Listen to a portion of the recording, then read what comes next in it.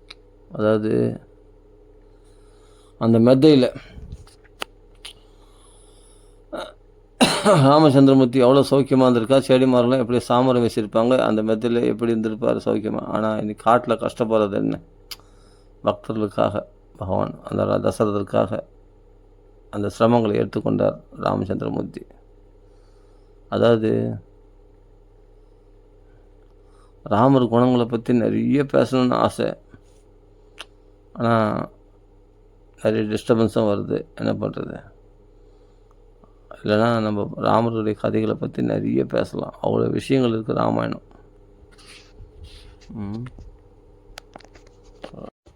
அப்படி பகவான் ராமாயணம் பாராயணம் பண்ணோம்னா அந்த சுத்தமான பக்தர்களை பார்க்கும்பொழுது நமக்கு இந்த பணத்தாசை, இப்போது நல்லா பணம் சம்பாதிக்கிறவங்கள பார்க்கும்போது நம்மளுக்கு என்னென்ன, நம்மளுக்கும் பணம் சம்பாதிக்கணும் அப்படின்ற புத்தி தானே வரும். நம்ம யாரோட சங்கம் வைக்கிறோமோ அந்த சங்கத்துக்குள்ள அவர்கள் எதில் ஆசை உடையவர்களாக இருக்கிறார்களோ அந்த விஷயத்தில் தான் நமக்கு ஆசை உண்டாகும் இல்லையா. இப்போ ராம பக்தர்கள் சங்கத்தில் நம்ம இருந்தோம்னா எப்போ ராம் பக்தி பண்ணிட்டு இருக்கக்கூட அதில் உள்ள சுகம் வேறு எதுலேயும் கிடையாது. எப்படி ஆஞ்சநேயர் பகவானுடைய கதைகளை பாஷ்பவாறு கண்ணீர் விட்டு கொண்டு ராம கதையை அனுபவிச்சிருக்காரு பாருங்க. அப்படின்போது எத்தனை ரகுநாதிகத்திரம் எங்கெல்லாம் ராமாயணம் பாராயணம் பண்ணுகிறது, ராமாயண கதைகள் நடக்கிறதோ அந்த இடத்துலலாம் போய் காது கொடுத்து கேட்கணும் அப்படின்ற ஆசையினால் தானே வைகுண்டத்துக்கே ஆசைப்படாமல் இருந்தார் அவர் ஆஞ்சநேய சுவாமி. இப்போ நாமெல்லாம் அல்பமான இந்த பண விஷயத்துக்காக நாம் எந்த பக்தியும் துறக்கிறதுக்கு தயாராக இருக்கிறோம். இப்போ பக்தியை சம்பாதிச்சிக்க வேண்டிய காலத்திலலாம் பணத்தை சம்பாதிக்க தான் நம்ம போகிறோம். இப்போ அதை மறுக்க முடியாது இல்லையா. ஆனாலும் குடும்பம் நடத்தணும், எல்லாமே இருக்கும், அத்தியாவசிய தேவைகள். ஆனால் ராம சிந்தனையில் இருக்கலாமே, ஆனால் இருக்க மாட்டோம். ஏன்னா உலக சூழ்நிலைகள் நம்ம ராம பக்தியில் நிலைத்திருக்க செய்ய மாட்டேன்றது. ஏன்னா கலிதோஷங்கள் எல்லாத்துலேயும் வியாபிச்சிருக்கு. உலக விஷயமான ஆசைகளில் தான் மனசு உழலக்கூடியதாக இருக்கிறதே தவிர, இந்திரிய சுகங்களில் புலன்களை திருப்திப்படுத்தக்கூடிய விஷயங்களில் தான் மனசு உழல்கிறதே தவிர, என்ன தான் நீங்கள் ராம பக்தியிலே நிலைத்திருக்கணும்னு நினச்சாலும் நிலைத்திருக்க முடியல. ஏன்னா இந்த உலகம் அட்மாஸ்பியர் நம்மளை கெடுத்துரும், நம்மளுடைய மனசை கெடுத்துரும். அதனால தான் எப்பொழுதும் ராம தியானத்தில் ராம பக்தருடைய சங்கத்தில் இருந்துட்டோம்னா சங்கம் நம்மளை காப்பாற்றிடும். நீங்கள் எந்த பிரயத்தனம் பண்ணாமல் அயத்னக அப்படின்னு சொல்கிறாரு பாகவத்தில். அதை பிரயத்தனம் இல்லாமல் பக்தி வந்துடுமா. எதனாலனா சத்சங்கத்தினால. நீங்கள் கஷ்டப்பட வேணாம். இப்போது சாதன சிரமங்களை பட்டுக்கொண்டு எவ்வளோ பேர் இருக்காங்க பக்தி இல்லாமல். சாதனைகளை மட்டும் கடுமையாக கடைப்பிடிக்கிறாங்க, ஆச்சார அனுஷ்டானங்கள்லாம் அப்படி கடைப்பிடிக்கிறாங்க, அவ்வளோ மடியாக இருக்கிறாங்க, எல்லாமே இருக்காங்க. ஆனால் பக்தி வந்துடுச்சான்னு கேட்டால் பக்தி வரல. அவர்களை பார்த்தா கடினமான ஹிருதயம் உடையவர்களாக கூட இருக்கிறாங்க. அப்படியே பேசும்போதே அப்படியே நெருப்பு தெரியுது, அந்தளவுக்கு கோபிஸ்டர்களாக கோபமாக பேசுகிறாங்க. என்னப்பா இவ்வளோ ஆச்சார அனுஷ்டானம் கடைப்பிடிக்கிறாங்க, அப்போ அவங்க மனசு சாஃப்டாக இருக்கும் அப்படின்னு அர்த்தம். அப்படின்னா நம்ம கண்டிஷன் போட முடியாது. நம்ம இப்படி தான் இருப்பாங்க அப்படின்னு நம்மளே ஜட்ஜ் பண்ணால் தப்பாயிடும். நம்ம ரொம்ப ஆச்சாரமாக இருக்காங்க, சரியான பிராமணர்களாக இருக்கிறாங்க, அதனால் இவங்க இடத்துல போனால் இவங்க ரொம்ப சுத்தமாக மடியாக இருக்காங்க, ஆனால் ரொம்ப கருணை உள்ளவங்களாக இருப்பாங்க அப்படின்னு நினைக்காதீங்க. கிடையாது. அதே சமயத்தில் பார்த்தா எந்த ஆச்சார அனுஷ்டானம் கடைப்பிடிக்காதவனாக இருப்பான், ஆனால் அனவரதம் பார்த்தா ராம குணங்களை பகவத் குணங்களை பேசிகிட்டே இருப்பான். அவன் பார்த்தா கிடைச்சா யாரை பார்த்தாலும் அவர்கள் பிராமணர் தான் கிடைக்கணும் அவசியம் இல்லை. யாராவது ஒரு பக்தியோடு வந்துட்டானா வாப்பா நான் தான் எதிர்பார்த்தேன் அப்படின்னு அவனை கூப்பிட்டு உட்கார வச்சுட்டு அவங்களுக்கு கதை சொல்லுவான் பகவத் குணங்களை. அவரில் பார்த்தா ரொம்ப பிடிக்கும், என்னமோ அவர் இடத்துல மனசு ஈர்க்கும். அது ஒரு பாகவதர்கள். அவரில் பார்த்தா ரொம்ப இந்த கட்டுப்பாடு விதிகள்லாம் கடுமையான விரதங்கள்லாம் மேற்கொள்வதாக தெரியவில்லை. ஆனால் ராமனுடைய கிருபை அவனிடத்தில் பூர்ணமாக இருக்கும். ஏன்னா எப்போ பார்த்தாலும் ராம குணங்களே கக்கின்ட்டு இருக்கிறான். அவன் ராம குணங்களே கக்கின்ட்டு இருக்கிறான், ராமரை பற்றியே பேசுகிறான், எப்போ பார்த்தா ராம சிந்தனையிலே இருக்கிறான். அவனுக்கு பணம் சம்பாதிக்க தெரியாது, உலகத்தில் வாழ தெரியாது, பிழைக்க தெரியாது, யாரத்தில் எப்படி பேசணும்னு தெரியாது, பழக்க வழக்கங்கள். அவனால் உலகத்தில் அவனை ஒதுக்கிடுவாங்க, அவனை நல்லா மதிக்க மாட்டாங்க, அவனை பைத்தியக்காரன் கூட சொல்லுவாங்க. ஆனாலும் அவன் ராமபித்து பிடித்தவன், பகவத் பித்து பிடித்தவன். பணப்பித்து பிடித்தவர்கள் பணத்துக்காக போகட்டுமே, நான் ராமபித்து பிடிச்சு நான் ராமனுக்காக வாழறேனே, நான் ராமர் பக்கமே போகிறேனே, இருக்கட்டுமே அப்படின்னே இருந்துடுவான் அவன் வாழ்க்கை. ஏன்னா இவர்களால் எதையுமே தியாகம் பண்ண மாட்டாங்க ராமருக்காக. இப்போது உயிரையே தியாகம் பண்ண துணிஞ்ச வானர்கள் போல பக்தி பண்ண முடியுமா? பரதன் போல பக்தி பண்ண முடியுமா? எந்த சுக சௌக்கியங்களை அனுபவிக்கக்கூடாதுன்னு யாருன்னா சட்டம் போட்டாங்களா? பரதனுக்கு சத்ருவனுக்கு யாராவது சொன்னாங்க நீ சுக சௌக்கியங்களை அனுபவிக்கக்கூடாது, ராமர் கஷ்டப்படுறாரு நீயும் கஷ்டப்படணும் அப்படின்னு யாரா கண்டிஷன் பண்ணாங்களா? நிர்பந்தப்படுத்துனாங்களா? கிடையாது. அவங்களா தானே தங்களுக்குள்ள மான்தோல் மறுவரி ஒடுத்துட்டு நந்தி கிராமத்தில் நாட்டுக்குள்ளே பிரவேசமாக மாட்டோம் அப்படின்னு உறுதியாக இருந்தாங்கன்னு. அதுதானே பக்தி. அதை தான் நம்மளுக்கு சொல்லி கொடுக்குறாங்க ராமாயணத்தில். அப்போ அதெல்லாம் படிச்சுட்டு நான் என்னென்னா நான் வேலைக்கு நான் 3 வேளை நல்லா சாப்பிட்டுட்டு ராம் பக்தி பண்ணாமல் நிறைய பணம் சம்பாதிக்கிறதுலையும் நல்ல காடு பங்களா அப்படின்னா ராட்சசர்கள் தான் அப்படி இருக்காங்க. சுந்தரகாண்டத்தில் பார்த்தா ராட்சசர்கள் தான் ராம பக்தி அற்றவர்களாக வாழ்ந்திருக்கிறார்கள். ராம் பக்தி உள்ளவர்களாக வாழ்ந்தவர்கள் யாருன்னா வானர்கள், அயோத்தியாவாசிகள் எல்லாமே பார்த்தா. அப்போ இவருடைய வாழ்க்கை நிலை எப்படி இருக்குது, அந்த ராட்சருடைய வாழ்க்கை நிலை எப்படி இருக்குது? அவர்களாம் எப்போ வேணால் மதுபானம் சாப்பிட்றது, வீணான கேளிக்கைகளில் ஈடுபடுறது, ஆட்டப்பாட்டங்களை பார்க்குறது, அப்படியே ரதிகளிகளில் ஈடுபடுறது, அதே சமயத்தில் மதுபானம் சாப்பிட்றது, மாம்சபக்ஷணம் பண்ணுறது, அப்படி நல்லா சாப்பிட்றது, தொன்றது, தூங்குறது, குடிக்கிறது, அந்த கேளிக்கைகளில் அந்த பொழுதுபோக்கில் அப்படியே பொழுதுபோக்காக சில விஷயங்கள்லாம் அனுபவிக்கிறது, என்டர்டெயின்மெண்ட்டு. இப்போ நம்ம பொழுதுபோக்காக நம்ம சினிமா பேச்சு பார்க்கலாம் போகிறோம் இல்லையா? அது மாதிரி இதெல்லாம் எது பொழுதுபோக்கு?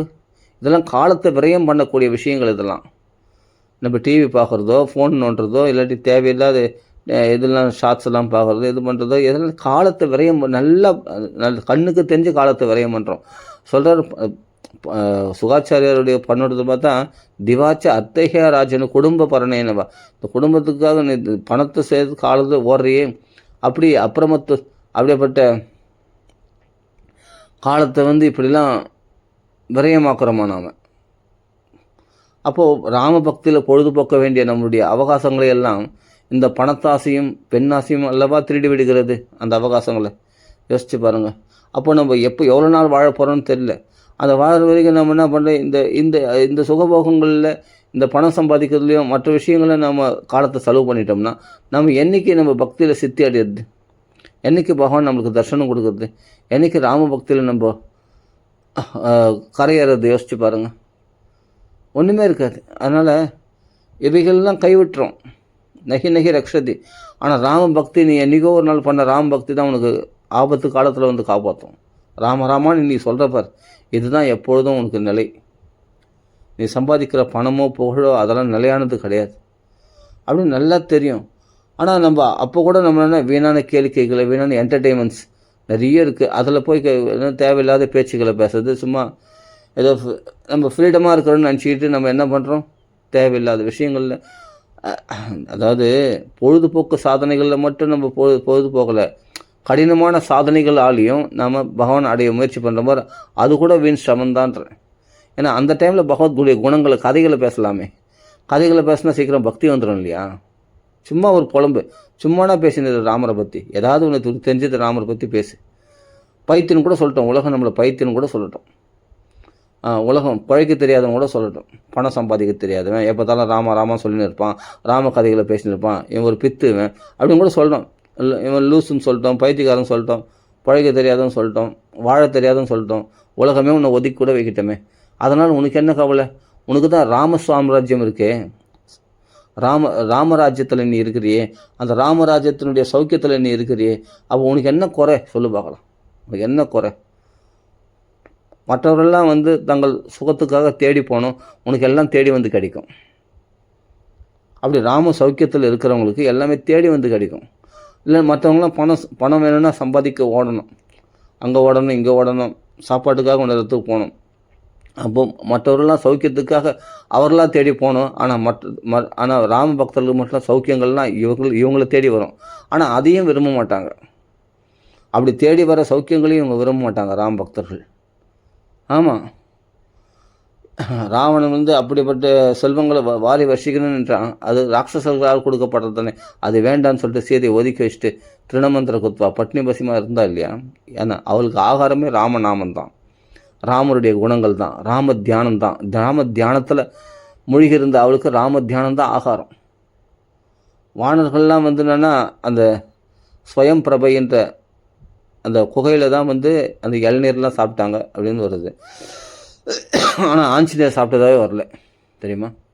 ஆஞ்சநேயர் வந்து என்னென்னா அந்த வானர்களுக்காக அந்த இளநீர்லாம் வந்து இது போல் சாப்பிட சொல்லி இது பண்ணாரு. ஆஞ்சநேயர் எங்கேயே சாப்பிட்டதா வரல. ஏன்னா மைனாக பருவதனே வந்து விருந்து உபச்சாரம் பண்ணுறதுக்கு தயாராக இருந்தார்.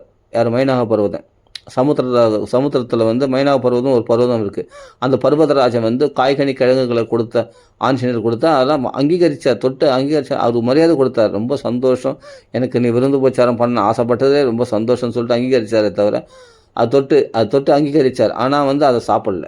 ஏன்னா பகவானுடைய சேவையில் பூர்ணமாக இருக்கிறவங்களுக்கு இந்த சுகபோகங்கள் வாழ்க்கையெல்லாம் அவங்களுக்கு முக்கியமே தோணாது. ஆஞ்சநேய சுவாமிக்கு அப்படி தான் தோணுச்சு. சீதையும் சாப்பிடலை, ஆஞ்சநேய சுவாமியும் சாப்பிடல. ஏன்னா ராம பக்தியில் மூழ்கி இருக்கிறவங்களுக்கு இந்த உலக சுகபோகங்கள்லாம் அனித்தியமானது. அவர்கள் அதெல்லாம் பிடிக்காது அவங்களுக்குலாம்.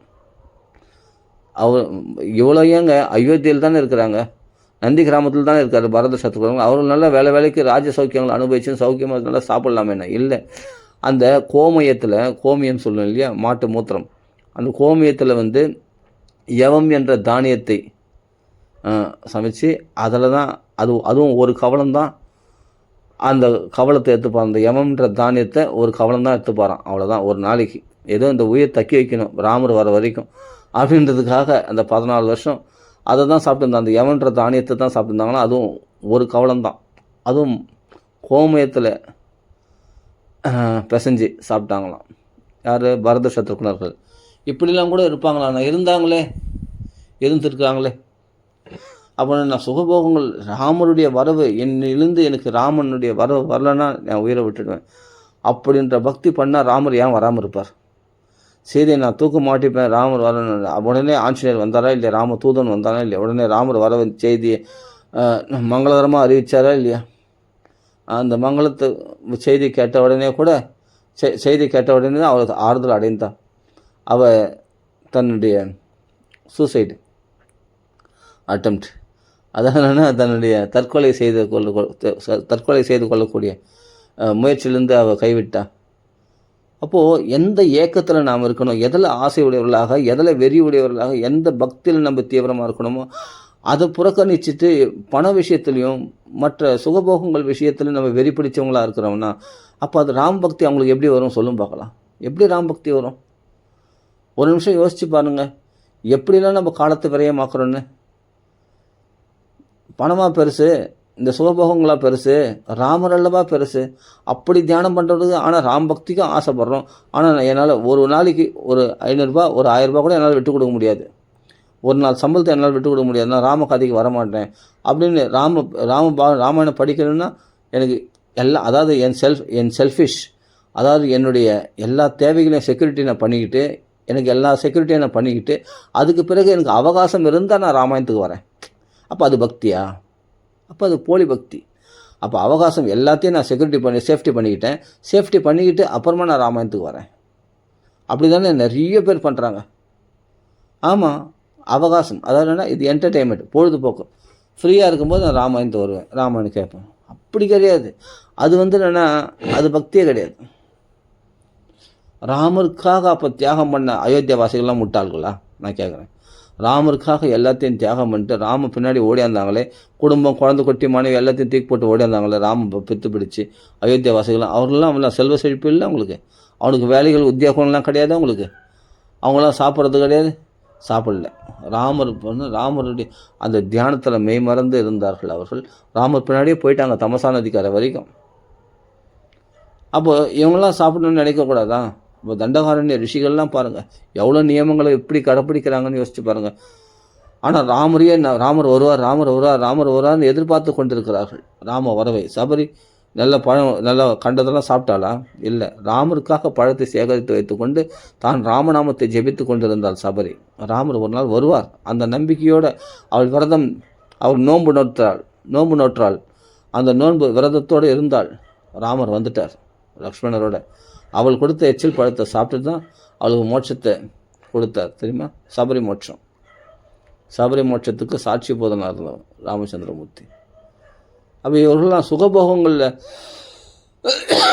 மனசு உழக்கூடியவர்கள் கிடையாது. தசரதரே வந்து என்னென்னா அப்படிப்பட்ட சக்கரவர்த்தி, ஆனால் மதுபானம் சாப்பிட்டு மாசம் அப்படி இல்லாமல் இருந்தார் அவர். கிடையாதுங்க. எப்போ பார்த்தாலும் ராமரை நினச்சி புலம்பு, ராமரை பார்க்கணும், ராமரை வர வைக்கணும், ராமரை பார்க்கணும், ராமரை போக வச்சு வர வச்சு பார்க்கணும், ராமர்களை பேசணும், ராமரை கொஞ்சணும் குழாவணும் அப்படின்றதுல தான் இருக்கார். அப்போது தர்மத்தில் மக்களை தர்மமாக ராஜ்யத்தை ஆளணும், தர்மமாக க்ஷேமமாக வைக்கணும் அப்படின்ற அதே சமயத்தில் ராஜாவாக இருந்தார். ஆனால் ரிஷியாக இருந்தாராம், எந்த விஷயங்களையும் பற்றற்றவராக இருந்தாராம். அவருக்கு மனைவிகள் அதிகம்தான். ஆனால் அதை விட அவருக்கு தர்மம்தான் பெருசாக தோணுச்சு அவருக்கு. அப்புறம் இந்த ராமாயண சரித்திரத்தில் பார்த்தா இந்த பக்தர்கள்லாம் எப்படி வாழ்ந்திருக்காங்க, அவர்கள்லாம் எப்படி தர்மத்தை கடைப்பிடிச்சிருக்காங்க, தர்ம சத்திய நிஷ்டையில் எப்படி இருந்திருக்காங்க. ஒரு பொய் சொல்லக்கூடாது. இப்போ நம்ம பொய் சொல்லணும்னா வேலையாகுமா? நீங்கள் வெளியே சம்பாதிக்க போகிறோன்னா ஒரு சின்ன பொய், எவ்வளோ பொய்கள் சொல்கிறோம், எவ்வளோ கபடங்களை ஆசிரிக்கிறோம், வெளிப்புறமாக சிரிக்கிறோம், மனசுக்குள்ளே சில பேர் துவேஷத்துக்கு ஆட்டுறோம். அப்போ ராமாயணத்தை படிக்கும்போது இந்த குணங்கள்லாம் நமக்குள்ள எவ்வளோ ஒரு குணங்கள் கூட நம்ம சம்பாதிச்சிக்கலன்னு சொன்னால் அப்போ ராமாயணத்துக்கு நம்ம தகுதியா இல்லை? ஒரு விஷயம் நான் கேட்குறேன். அதாவது தசரதர் இப்படியாப்பட்ட சக்கரவர்த்தியாக இருந்தார். ஆனால் எப்படிப்பட்ட குணம் படைத்தவராக சத்திய நிஷ்டையில் தர்ம பாசைன்னு சம்ஜத அந்த தர்மம்ன்ற பாசில் கட்டுப்பட்டுன்னா அது மாதிரி யார் அவ்வளோ உத்தமனாக இருக்க முடியும்? அப்படிப்பட்டவங்களுக்கு ராமர் ஏன் கிடைக்க மாட்டார்? பிதரும் ரோச்ச ஏமாசன்னு ஆசைப்பட்டு அவருக்கு புத்திரனா ஏன் பிறக்க மாட்டார்? அப்படிப்பட்ட தர்மாத்மாக்களாக இருந்திருக்காங்க இல்லையா?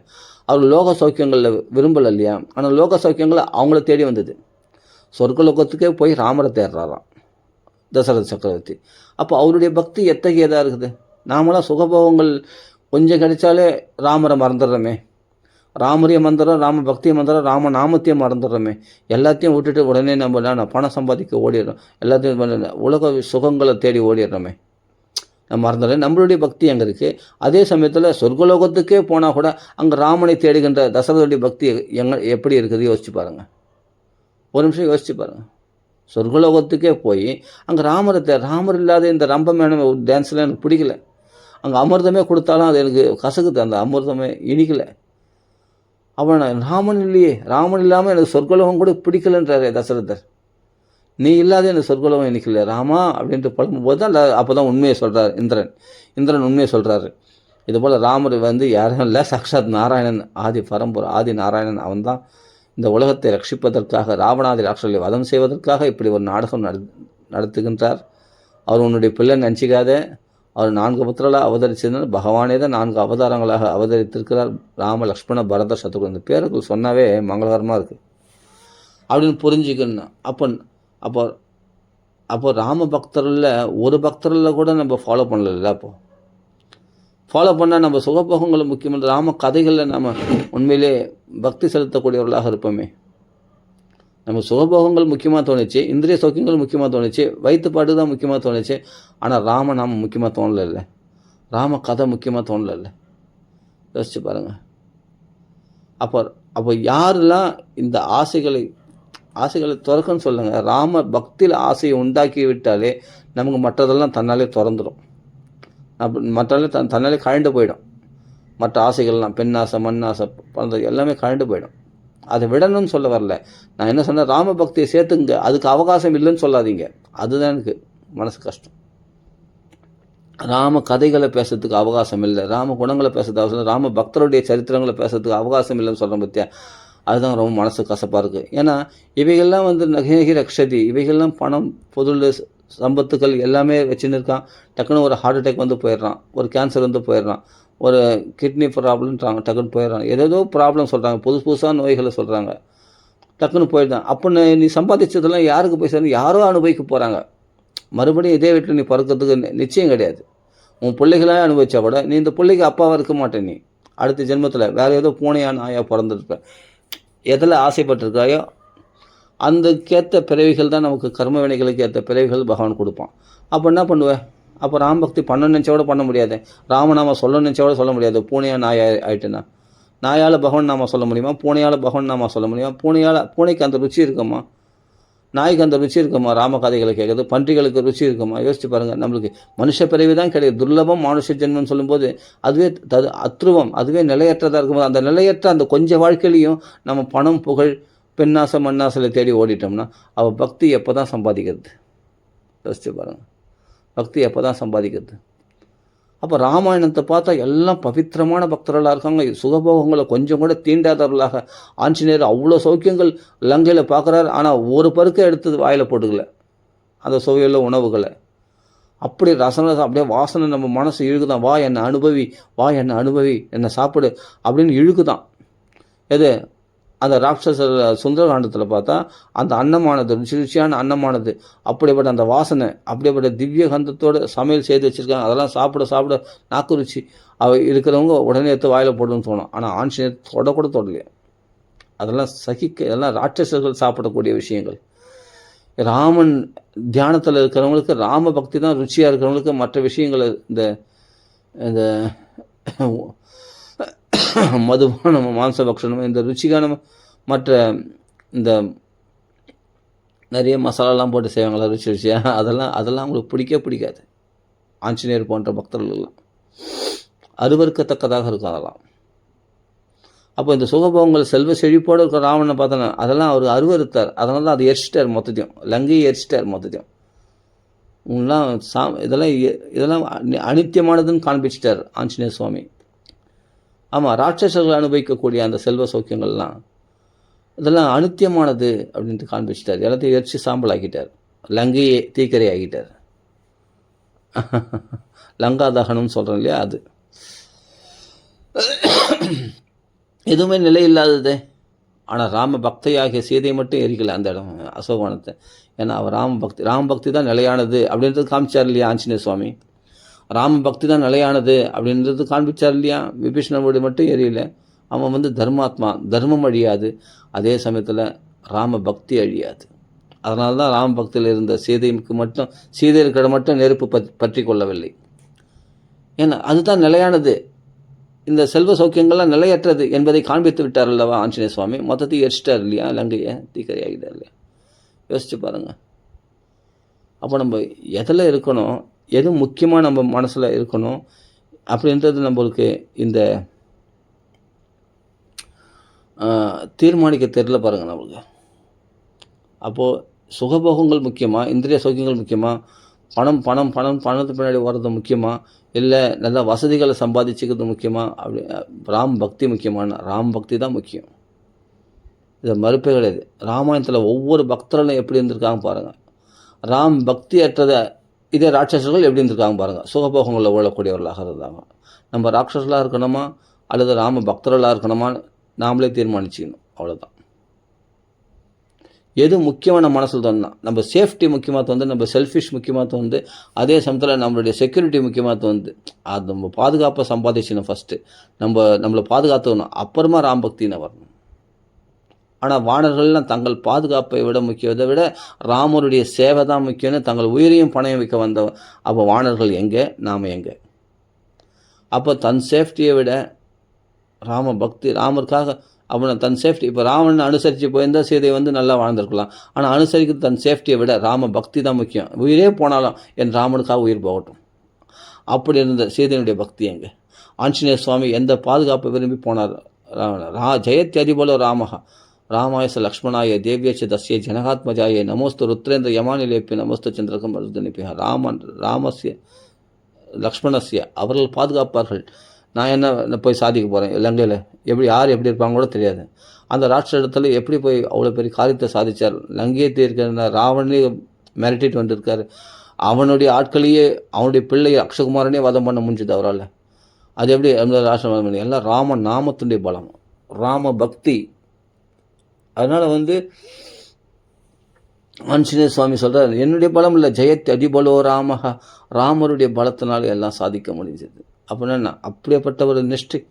அப்போது ராமருக்காக அங்கே என்ன நடக்கும் ஏது நடக்கும்னு தெரியாது. லங்கையில் என்னை கட்டி போடலாம், அடிக்கலாம், உதைக்கலாம், இல்லை என்னை வதம் பண்ணலாம், எது வேணாலும் நடக்கும். ராமருக்காக நான் எதையும் தியாகம் பண்ண தயாராக இருக்கிறேன் அப்படின்னு துணிஞ்சு தானே அந்த லங்கைக்கு ஜெயஸ்ரீராம்னு அந்த மகேந்திர பர்வதத்திலேருந்து தாவி குதித்தார். அந்த சாகரத்தை தாண்டினார். யோசிச்சு பாருங்கள். கொஞ்சம் விழிப்புணர்வோடு நம்ம யோசிக்கணுங்க. எப்படியே மந்த புத்தியாகவே இருந்தால் எப்படி? சுகபோகங்கள் நம்ம சுயநலத்தையே பெரிதாக சுயநலத்தையே பெரிதாக மதித்து நம்ம சுயநலத்தை ஃபஸ்ட்டு நிறைவேற்றிக்கிட்டு அப்புறமா நான் ராம் பக்திக்கு வரேன் அப்படின்றத விட்டுடுங்க தயவுசெய்து. அதை விட்டுட்டு நாம் என்ன பண்ணணும்னா ஃபஸ்ட்டு விழிப்புணர்வோடு யோசிக்கணும். எது ஸ்ரேயஸ், எது நம்ம நன்மை பயக்கக்கூடியது? இந்த ராம பக்தி தான், ராம நாமந்தான். இதுக்கு தான் டைமை அதிகமாக ஸ்பெண்ட் பண்ணணும். இதுக்கு தான் நம்ம ஜாக்கிரதையாக நம்ம மனசை வச்சுக்கணும், நம்ம விழிப்புணர்வாக இருக்கணும். இதில் நம்ம கோட்டையை விட்டுட்டோம்னு சொன்னால் அவருக்கு நம்ம என்ன தான் நம்ம அதான் சொல்கிறது, சைபர் நிறைய போட்டு கடைசியில் ஒன்று போட்டால் அதுக்கு வேல்யூவா? ஒன்று முதல்ல போட்டு சைபர் அதிகமாக போட்டால் அது வேல்யூவா? யோசிச்சு பாருங்கள். அப்போ நம்ம எல்லா சேஃப்டிகளும் தேடிட்டு கடைசியில் நான் ஃப்ரீயாக இருந்தால் நான் ராம் பக்திக்கு வரேன் அப்படின்றதுனால சைபர்லாம் நிறைய போட்டுட்டு சேஃப்டிலாம் பணம் சம்பாதிக்கிறது, பெண்ணாசம் மண்ணாசம் இந்திரிய சௌக்கியங்கள்லாம் சம்பாதிச்சுக்கிட்டு அப்புறமா நான் ராம் பக்தி வரன்றது எப்படின்னா நிறைய சைபரில் போட்டு பின்னாடி ஒன்று போடுற மாதிரி. அதே சமயத்தில் ஒன்று முதல்ல ஃபஸ்ட்டு எனக்கு பகவத் பக்தி தான், ராம் பக்தி தான், ராம நாமம் தான், ராம கதை தான், அப்புறமா தான் மற்ற சௌக்கியங்கள்லாம் அப்படின்னு முதல் ஒன்றை போட்டு அவருக்கு நீ பணம் புகழ் இவைகள்லாம் உன்னை தேடி வரும். அதை நீ தேடி போக வேண்டியதில்லை, உனக்கு எல்லாமே தேடி வரும். பகவான் தேடி வரும்படி செய்கிறோம். ஈஸியாக சொல்கிறேன், ரொம்ப சிம்பிளாக சொல்கிறேன். நீ எதெல்லாம் தேடி போய் ராம் பக்தி இழந்தியோ அதெல்லாம் உன்னை தேடி வரும்ன்ற. ராம் பக்தி பண்ணும்பொழுது வந்து கொண்டு இருக்கிறது, இப்போ நடந்து கொண்டு இருக்கிறது. அதுக்காக சொல்கிறேன், புரியுதுங்களா? ராம பக்தர்களே பிரமாணம். என்ன பிரமாணம்? எதனா ஒன்று சொல்லுங்க போல ராமாயணத்தில். ராம பக்தர்கள் ராம பக்தி தேடி போனவங்களுக்கு எல்லாம் தேடி வந்ததுன்னு எப்படி சொல்கிறீங்க? ஆமாம், பரதனும் சத்ருகுணனும் ராமரை தேடி போனாங்க, ராம் பக்தி தேடி தானே போனாங்க. ஆனால் பரத்வாஜ் ஆசிரமத்தில் பெரிய விருந்தே பண்ணுறாங்களே, அவ்வளோ சுகபோகங்களை அனுபவிக்கிறாங்களே. அப்போது நீ ராம் பக்தி தேடி போனாலே உனக்கு அந்த சுகபோகங்கள்லாம் தேடி வரும். ஆஞ்சநேயர் சீதையை தான் தேடி போனார், ராமகாரியத்தமாக தானே லங்கை தானே. அப்போது மைனாக பருவதம் விருந்து உச்சாரமே பண்ணுறதுக்கு தயாரான நல்ல காய்கறி கிழங்கு நிறைய பல விதமான ருச்சிகரமான ஆகாரங்கள் கொடுத்து தயாரான தானே மைனாக பருவதன். அந்த கடல் அரசன் சமுத்திரராஜனுக்கு தூண்டுதல்னால அந்த சமுத்திரத்திலிருந்து மைனாக பருவதன் ஒரு பர்வதராஜன் எழுந்து விருந்து உபச்சாரம் பண்ணானே, யார்? ஆஞ்சநேய சுவாமி. ஆனால் அதை அங்கீகரித்தாத, அது தொட்டாரை தவிர அது ஏற்று சாப்பிடலையே, அதை விரும்பலையே. அப்போ இவங்களுக்கு சுகபோகங்கள்லாம் தேடி வரும். ஏன்? லங்கையில் போனால் அவ்வளோ முத்து மாணிக்கங்கள் கொஞ்சம் அப்படியே அந்த முத்து மாணிக்கெல்லாம் எடுத்து பாய்களில் போட்டுக்கலாம்ல ஆஞ்சநேய சுவாமி. சே இதெல்லாம் குப்பை. இதெல்லாம் நெருப்பில் எரிச்சிட்டார் மொத்தத்தையும். அந்த முத்து மணி மாணிக்கங்கள் ரத்தனங்கள் எல்லாம் அப்படியே தோரணங்களாக தொங்க விடப்பட்டு இருக்கிறது தான். அப்படியேப்பட்ட தங்க சுவர்கள், ஸ்படிகமயமான தரைகள், அவைகள்லாம் பார்த்தா செல்வ செழிப்புகள் நிறைஞ்ச இடமா லங்கையானது. ஆனால் அந்த இடத்துல போய் அவ்வளோ செல்வங்கள்னா இவ்வளோ செல்வம் இருக்குன்னு சொல்லி இதில் எதாவது அவர் எடுத்துடலாம்ல. அவர் தான் யாரும் பார்க்கலையே. லங்கினி பார்த்தா லங்கினியும் என்ன பண்ணால் அவர் யாரும் புரிஞ்சுக்கிட்டு அமைதியாயிட்டான். சரி தானே? அப்போ லங்கையில் யாருமே எந்த ராஷ்டிரமும் பார்க்கலையே. அப்போ இவர் சுகபோகங்கள் அனுபவிக்கலாம். அதே சமயத்தில் இந்த செல்வங்கள்லாம் முத்து மணி மாணிக்கங்கள் ரத்தனங்கள்லாம் கொட்டி கிடக்குது, அதெல்லாம் எடுத்து போட்டுக்கலாம் இல்லையா? ஒரு மூட்டை கட்டிக்கலாம் இல்லையா? ஆஞ்சநேய சுவாமி ஆசைப்பட்டாரா? அவைகள்லாம் கண்ணில் பட்டு அந்த சுகபோகங்கள்லாம் இவருக்கு எல்லாமே கிடைச்சிருக்கு. ஆனால் அவைகளை விரும்பாமல் சீதை எங்கே ராமருக்கு பிரியமுள்ள சீதை எங்கே அப்படின்ற அதை தான் அந்த அம்மாவை தானே தேடினார். அதுதானே ராம் பக்தி. அப்படி அல்லவா நம்ம மனசை வச்சுட்டு இருக்கணும்.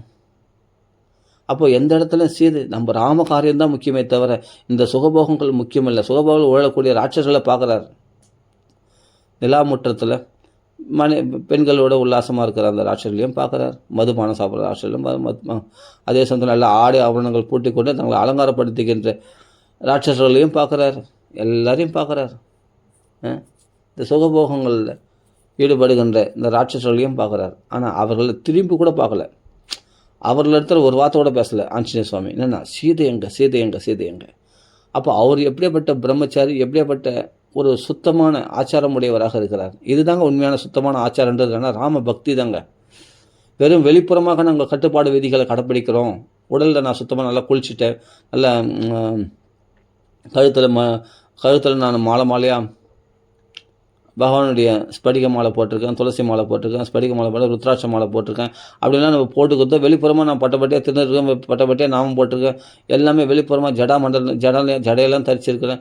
நான் வெளிப்புறமாக சாமி காயோட உடுத்திருக்கேன் அப்படின்னு வெளிப்புறமான மாற்றங்கள், வெளிப்புறமான கட்டுப்பாடு விதிகளை மட்டும் பக்தின்னு சொல்ல முடியாது.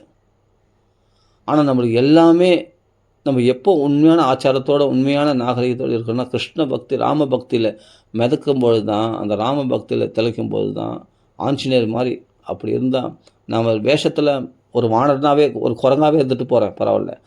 ஆனா மனசுல ராம பக்தியில திளைக்கக்கூடிய ஒரு பரம பாகவதராக திகழ்கிறார். அவர் இந்த சுகபோகங்கள்லாம் கொஞ்சம் கூட அவருடைய மனச பிடிக்கிறார் பாருங்க வால்மீகி. அப்படிப்பட்ட அலங்கோலமா படுத்துக் கொண்டு இருக்கிற ஸ்திரீகள் இடத்துல பார்த்தா, அவருக்கு அலங்கோலமா அப்போ மனசு வந்து, ஆஹா எவ்வளோ அழகா இருக்காங்க அப்படின்னு தோணுச்சு அவருக்கு. அவருக்கு என்ன தோணுச்சு? சி சி சி இதெல்லாம் அருவருக்கத்தக்கது. இப்படி அலங்கோலமா படுத்து கிடக்கிறார்கள் ராவண கிரகத்தில் இந்த பெண்கள் ஆனவர்கள். கந்தர்வ ஸ்திரீகள், நாகலோக ஸ்திரீகள்லாம் இருக்காங்களாம். தேவலோக ஸ்திரீகள்லாம் அவ்வளோ அழகிகளாக இருக்காங்களாம். ஆனால் அவைகள்லாம் பார்த்த உடனே இவருக்கு பிடிக்கல. ச்சே, ராவணன் அந்த ஸ்திரீகளை பார்த்துட்டுமே அப்படின்னு தனக்குள்ளே அருவருத்துக்கிறார். அப்போ தான் பார்த்தார், ஆஹா நான் அந்த பெண்களை பார்க்கறதுக்கு போனேன். பெண்கள் இருக்கிற இடத்துல தான் சீதையை தேட முடியும். அப்போ நான் சீதையை பார்க்க தானே போனேன் அப்படின்னு நினச்சி ஆஹா என் இந்திரியங்கள் கலங்கலையே, இந்திரியங்களில் காமத்தை உண்டாக்கலையே, காமத்தை உண்டாக்கி மனசை கலக்கிச்சுன்னு சொன்னால் அப்போ மனசு கெட்டு போச்சுன்னு அர்த்தம். என் மனசுக்கு சீதையை தானே தியானம் பண்ணியிருக்கு, ராமரை தானே தியானம் பண்ணியிருக்கு, ராமரை சீதையை சேர்த்து வச்சு பார்க்கணும் தான் நான் தியானம் பண்ணுறேன். அப்போ என் மனசு சுத்தமாக இருக்கிறதே, அப்போ என் அந்தரங்க ஆத்மா வந்து பவித்திரமாக இருக்கிறது, அது களங்கம் அடையலை இந்த காமத்தினால, இந்த பெண்களை பார்க்கறதுனால, அலங்கோல நிலையில் பார்த்ததுனால அப்படின்னு ஆஞ்சநேயர் தியானம் பண்ணுறார். அப்போ அவர் மனசு சுத்தமாக இருக்குது. அந்த மனசை படம் பிடிச்சி காண்பிக்கிறார் இல்லையா வால்மீகி. தன் தியானத்தில் பார்த்து அந்த சுந்தரகாண்டத்தில் ஆஞ்சநேயர் எப்படி நடந்துக்கிறாருன்னு. இப்போ யாருமே இல்லையே. அப்போ இப்போ வந்து என்னென்னா கொஞ்சம் எடுத்து வாயில் போட்டுக்கலாம், எதனா சாப்பிட்ணுன்னா பசியோடு இருந்திருக்காரு, எதனா சாப்பிட்லாம் இல்லையா லங்கையில்? சாப்பிட்லையே, ஒரு பழங்கூட பிடிச்சி தரலையே. இது ராட்சசர்கள் அனுபவிக்கக்கூடிய சௌக்கியங்கள் என்று அந்த உணவு வகைகள்லாம் பலவிதமான உணவு வகைகள்லாம் இருக்கான். அப்படியே வாசனை இழுக்குதான் என்னை சாப்பிடுன்னு. ஆனால் அவைகளில் தொடக்கூட தொடல ஆஞ்சநேய சுவாமி. அதே சமயத்தில் பெண்கள் இருக்கிற இடத்துல தான் போய் பார்த்தாலும் அந்த பெண்களிடத்தில் மனசு கலங்கலை, அவருடைய அழகை ரசிக்கலை.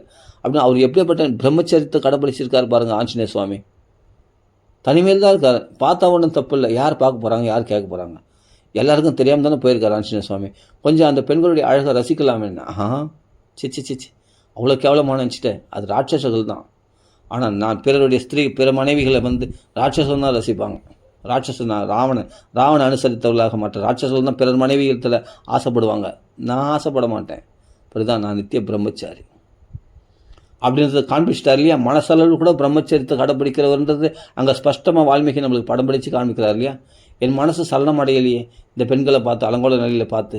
ஏன்னா நான் சீதையோ இவள் சீதையோ, இங்கே சீதை இருக்காளோ அப்படின்னு சீதையை தானே பார்த்தேன். அப்படிப்பட்ட மண்டோதரி கிடையாது, டா வராது, தா, மந்தமான உதரம் படைத்தவள் மந்தோதரி. அப்படிப்பட்ட மந்தோதரி அரண்மனைக்கு வந்தவங்க அந்த அதில் பார்த்தா அவ்வளோ மகாபதிவரதியாக அவள் காட்சியளிக்கின்றாள். அப்படி தீர்க்க சுமங்கலியாக மகாலட்சுமி மாதிரி காட்சியளிக்கின்றாள். அந்த மந்தோதரி அவ்வளோ அழகானவளாம். அப்படியேப்பட்ட இல்லைன்னா அவளுக்கு வந்து பட்ட மகிழ்ச்சியாக இருப்பாளாம். ராவணன் அப்படிப்பட்ட பெண்ணை தான் தேர்ந்தெடுப்பான் அவன். அந்த பெண்மணியை பார்த்து, ஓ இவள் தான் சீதை போல இருக்கே, மகாலட்சுமி மாதிரி இருக்காளே அப்படின்னு சொல்லிட்டு வாழை முத்தம் கொடுக்குறாரு, குதிக்கிறாரு, மேலே ஏறாரு, கீழே குதிக்கிறார். அப்படி ஆஞ்சநேயர் சுவாமியுடைய தன் சேஷ்டைகளை, குரங்கு சேஷ்டைகள்லாம் காண்பிக்கிறார். ஆனால் அப்புறம் யோசிச்சுப்பார், இந்த ராவண கிரகத்தில் போய் படுத்து நிற்பாளா, சுகமாக இருப்பாளா, ராமரை பிரிஞ்சு ஏக்கத்தில் தவிச்சு நிற்பாளே தவிர, அப்படி துடிச்சு நிற்பாளே தவிர, ராமான்னு புலம்பி நிற்பாளே தவிர, இது போல் ராவண கிரகத்தில் படுத்து நிற்பாளா? இவள் யாரோ பட்ட மகிழ்ச்சி, யாரோ ஒரு ராவணனுடைய மனைவியில் யாரோ ஒருத்தி அப்படி நினச்சி அப்பா தன்னை சமாதானப்படுத்திக்கிறார்.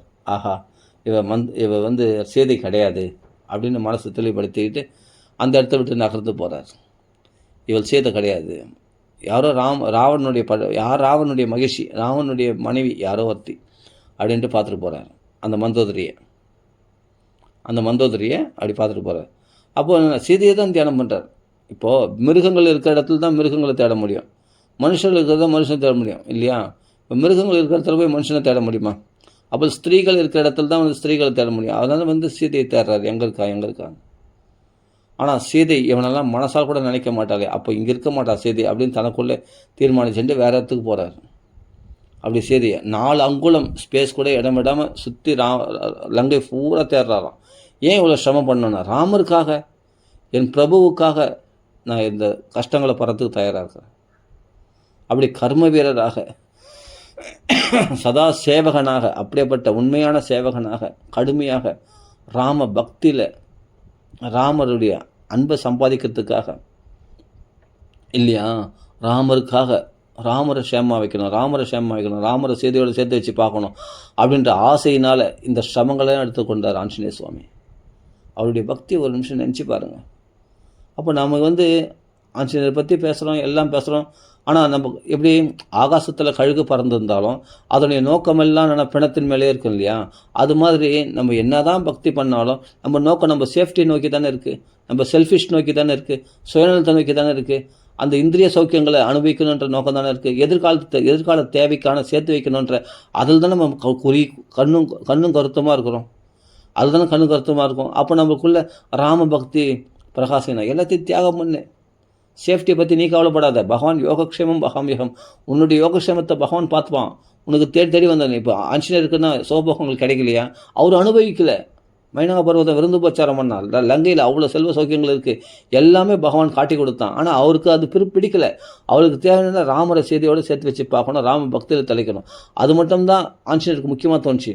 ஏன் அயோத்தியாவாசிகள்லாம் எல்லாத்தையும் இன்னும் தூக்கம் உறக்கம் உணவுகள் எல்லாத்தையும் திறந்து ராமரையே நினச்சின்னு இருக்காங்களா அயோத்தியாவாசிகள்? அப்போ அவங்களுக்கெல்லாம் பகவான் ஏமாத்திரான்னு கேட்டேன். இல்லை, அவர்களுக்கு விருந்து உபச்சாரமே பரத்வாஜ ஆசிரமத்தில் கிடைச்சிது தெரியுமா? அந்த சுகபோகங்களில் கொஞ்ச நாள் அது நித்தியம் நினச்சிட்டாங்க.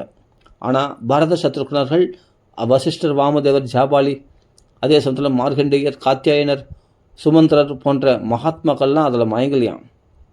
அவர்கள் தனியாக ஒரு அரண்மனையில் போய் பரத சத்ருக்னர்களை ஆசிரித்து இருந்தார்களாம். அந்த பரத சத்ருக்னர்கள் பார்த்தா ராமருடைய சிம்மாசனம், அங்கே ஒரு இந்திர சிம்மாசனம் இருந்து அந்த சிம்மாசனத்தில் சாமரம் வீசி கொண்டு இருந்தாங்களாம். ராம பக்தியில் தரிசின்னு இருந்தாங்களாம் அந்த இரவு முழுவதும் பரத்வாஜாசிரமத்தில் தங்க போகுது. ஆனால் மற்றவர்கள்லாம் அந்த இந்திரிய சௌக்கியங்களை வாங்கிட்டாங்க. ராமரும் க்ஷேமமாக இருக்கட்டும், பரதனும் க்ஷேமமாக இருக்கட்டும், நாங்கள் இங்கே பரத்வாஜ ஆசிரமத்தில் க்ஷேமமாக இருக்கிறோம், இங்கே இந்த சோபங்களை உழலாம் அப்படின்னு அயோத்தியாவாசிகள் நினச்சாங்க. அந்த கொஞ்சத்தில் மயங்கிட்டாங்க. இன்னும் பக்குவம் அடையலன்னு அர்த்தம்.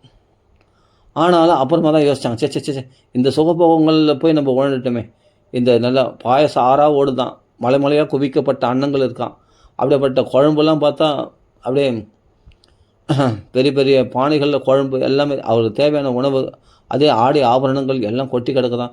அதே போல் அப்சர ஸ்திரீகள்லாம் நிறைய பேர் சேவகம் செய்கிறாங்களாம். பெண்கள் ஆண்களுக்கு அப்படிப்பட்ட அவர்களுக்கு தைல ஸ்நானம் பண்ணி வைக்கிறாங்களாம். அப்படிப்பட்ட பணிவிடைகள்லாம் செய்கிறாங்களாம் அப்சர ஸ்திரீகள்லாம் அந்த அயோத்தியாவாசிகளுக்கு. ஏன்னா எல்லாரும் ராம் பக்தர்களையே அவர்களுக்கு பணிவிடை செய்து தன் பாக்கியமாக நினச்சி அந்த தேவதைகளாகிய அப்சர ஸ்திரீகள்லாம் பணிவிடை பண்ணுறாங்களாம். பாருங்கள், அருமையான வர்ணனை அந்த பரத்வாஜ ஆசிரமத்தினுடைய விருந்து.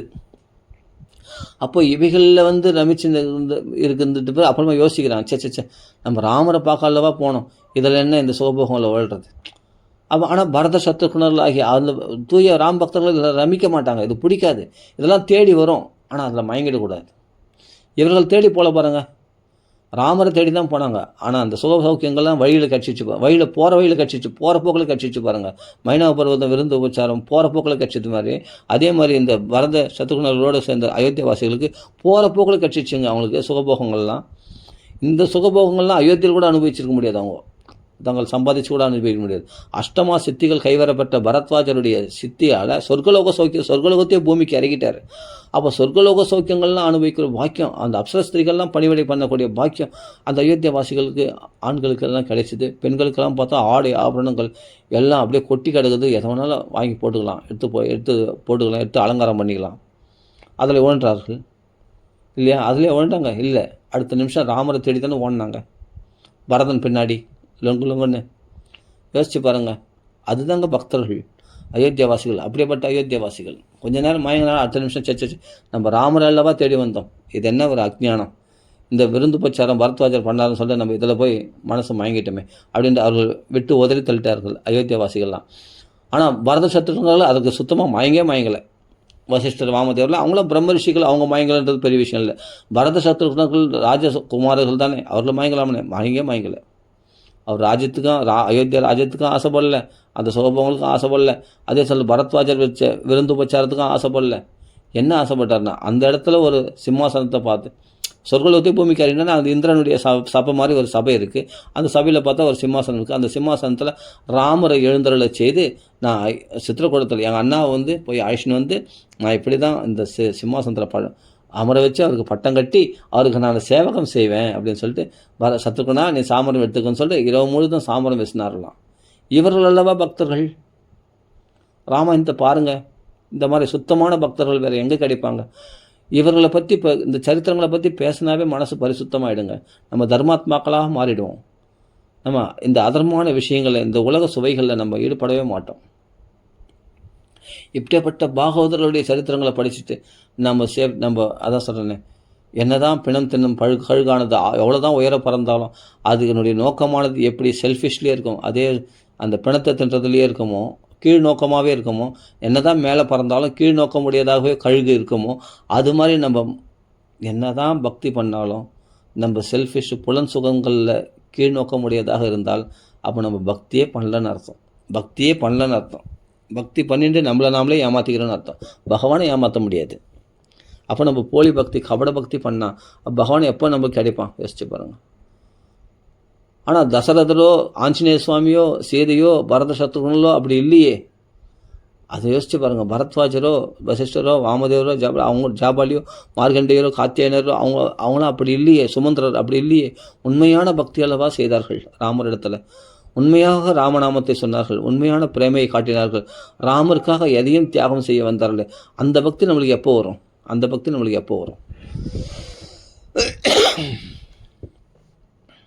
நாம் ரெண்டுத்துலேயும் இருக்க முடியாது. நம்ம சுயநலத்தையே பார்த்துட்டு நான் ராம் பக்தி பண்ணுறேன்னா பிரேமையே வராது, பக்தியே உள்ளம் கசியாது, உள்ளம் உருகாது. நல்லா தெளிவாக புரிஞ்சுங்க. ராமா உன்னை விட்டால் எனக்கு மாம் ஏகம் சரணம் பிரஜான்னு சொல்கிறான் இல்லையா பகவான் ஒருத்தனையே கெட்டியாக பிடிச்சிட்டு, ராமா நீ தான் தபாஸ் மிதிச்ச, நான் உன்னை சாதனம் ஆகிட்டேன், நீ யோகக்ஷேமத்தை நீ பார்த்துக்கும். ஏன் ராவணனை அனுசரிச்சிருந்தால் சுகபோகங்கள்லாம் அனுபவிச்சிருக்கலாம் விபீஷணன்.